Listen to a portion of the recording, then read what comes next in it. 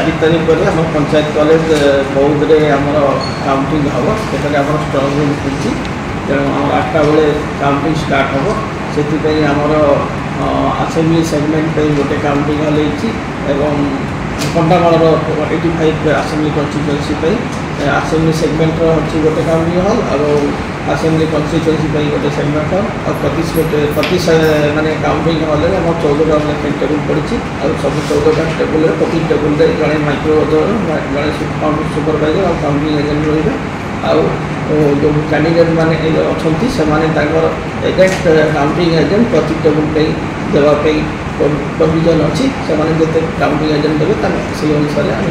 देवु एवं आमर round wise हम आम 17 राउंड काउंटिंग हम और 17 राउंड काउंटिंग पर आम वीवीपैट मैंडेटरी जोटा अच्छी से भी आम काम हम और आम एक्सपेक्ट करूँ 4 बजे तक आम रिजल्ट बाहर संभावना तो खरार मार्केट पूरा हेल्थ टीम पूरा से काउंटिंग ये जगह रे आम फायर वाला भी रे आम गोटे मेडिकल फास्ट एड सेंटर भी हम सेटा पर्याप्त परिमाण डॉक्टर सहित पर्याप्त परिमाण ORS और मेडिसिन रम सफिशिएंट पानी भी सब जगार